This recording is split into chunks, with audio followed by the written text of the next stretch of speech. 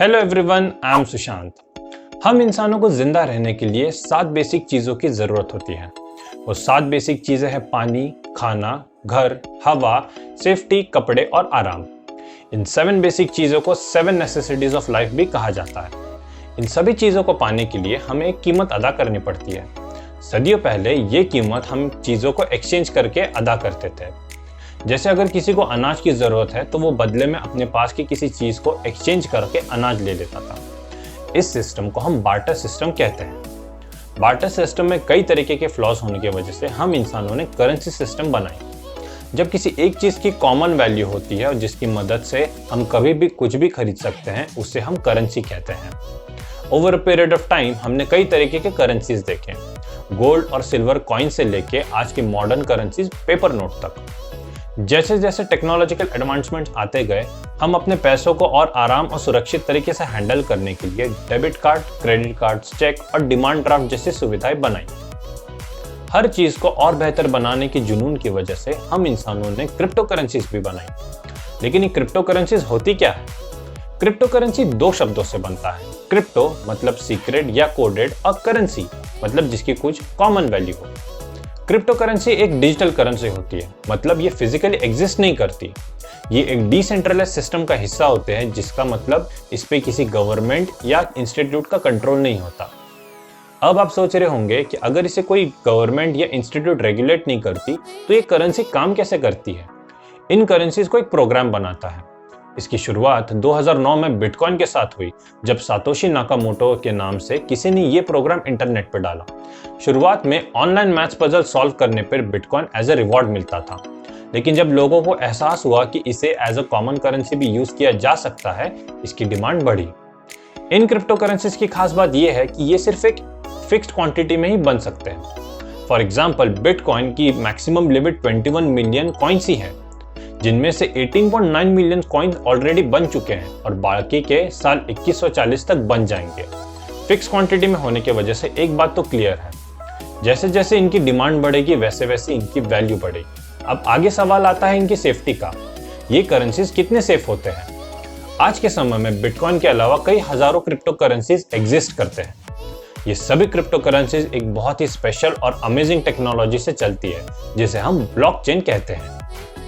Blockchain को detail में समझने जाएं तो बहुत कॉम्प्लेक्स लग सकता है, लेकिन इसकी फंक्शनिंग बहुत ही आसान है। हम जब कभी भी किसी के साथ पैसों का व्यवहार करते हैं तो उसे हम एक हिसाब में लिख के रखते हैं, जैसे हमने किस तारीख को किसे कितने पैसे दिए। इस हिसाब को हम लेजर कहते हैं। इस हिसाब में हमसे गलती भी हो सकती है और इसमें आसानी से किसी भी तरीके की हेराफेरी की जा सकती है। ऐसा इसलिए पॉसिबल है क्योंकि इसकी जानकारी सिर्फ उन्हीं लोगों को होती है जिनके बीच ये ट्रांजैक्शन हुआ हो।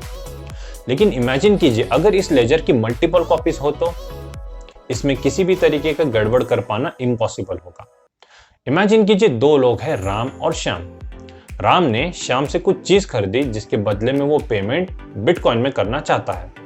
तो राम ने अपने डिजिटल वॉलेट से एक यूनिक आईडी के साथ 1 बिटकॉइन श्याम को भेजा।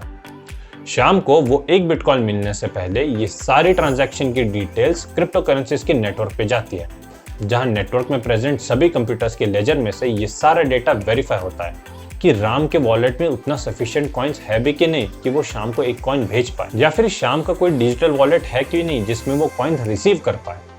एक बार ये सारे डेटा वेरीफाई हो जाए तो वो ट्रांजैक्शन कंप्लीट होता है और श्याम को उसका 1 बिटकॉइन मिल जाता है।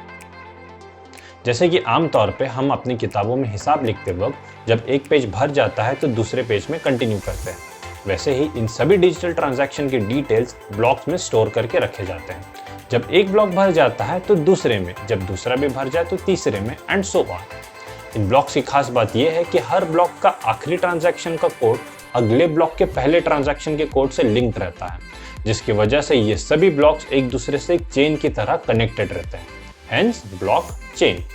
जब कभी कोई इन ट्रांजैक्शन के डिटेल्स में फेरबदल करने की कोशिश करता है तो ये कंटिन्यूटी मेंटेन नहीं हो पाती, जिसकी वजह से वो आसानी से पकड़े जाते हैं। ये सभी प्रोसेस अपने आप नहीं होती, बल्कि हजारों लोग, जिन्हें हम माइनर्स कहते हैं, इस सिस्टम को वर्किंग कंडीशन में रखते हैं। जब कोई किसी को क्रिप्टो करेंसी भेजना चाहता है तो उस वक्त उस ट्रांजैक्शन से रिलेटेड सारे इंफॉर्मेशन को नेटवर्क में प्रेजेंट सभी लेजर से क्रॉस वेरीफाई करके वो ट्रांजैक्शन पूरा करने का काम माइनर्स को होता है। जिसके बदले में सिस्टम उन्हें कुछ crypto currencies as a reward देती है। इस प्रोसेस को क्रिप्टो माइनिंग या फिर माइनिंग भी कहा जाता है। माइनिंग करना किसी एक इंसान या किसी एक कंप्यूटर की बस की बात नहीं। माइनिंग करने के लिए हमें बहुत सारे स्पेशल कंप्यूटर्स और बहुत सारे स्पेशल सॉफ्टवेयर्स लगते हैं। सो इन दी एंड क्रिप्टो करेंसीज का हमारे जिंदगी में रोल क्या है? एक बात तो क्लियर है कि जैसे जैसे इनकी डिमांड बढ़ती है वैसे वैसे उनकी वैल्यू बढ़ती है। जैसे साल 2010 में एक बिटकॉइन की वैल्यू 20 रुपए थी, आज इसकी वैल्यू 26 लाख है। सो अगर किसी ने 2010 में 100 रुपए के बिटकॉइन खरीदे होते तो उसकी आज वैल्यू 1.3 करोड़ रुपीस रहती। 25 दिन में पैसा डबल। सो बिटकॉइन को डेली ट्रांजैक्शन के साथ साथ लॉन्ग टर्म एसेट के तौर पे भी देखा जा सकता है। इंडिया में क्रिप्टो करेंसीज की ट्रेडिंग लीगल है, लेकिन इसे हम as a legal tender use नहीं कर सकते। फॉर एग्जाम्पल, आज अगर मुझे कोई कार खरीदनी हो तो उसकी पेमेंट मुझे इंडियन रुपीज में ही करनी होगी। मैं उसके लिए अपने बिटकॉइन यूज नहीं कर सकता। एक बात का ध्यान रखना बहुत जरूरी है कि क्रिप्टो करेंसीज का नेचर बहुत अनप्रेडिक्टेबल है। जैसे किसी को पता भी नहीं था कि 10 सालों में क्रिप्टो करेंसीज की वैल्यू इतनी बढ़ जाएगी, वैसा ऐसे भी हो सकता है कि आने वाले समय में इनकी कुछ वैल्यू ही ना हो। तो इनमें इन्वेस्ट करने से पहले ये बहुत जरूरी है कि हम इन्हें समझे और सभी रिस्क को कैलकुलेट करके ही कोई डिसीजन ले। एक्सपर्ट्स की माने तो आप अपने बजट के हिसाब से उतना ही इन्वेस्ट करें जिसे आप वर्स्ट के सिनेरियो में लूज करना अफोर्ड कर सकते हैं।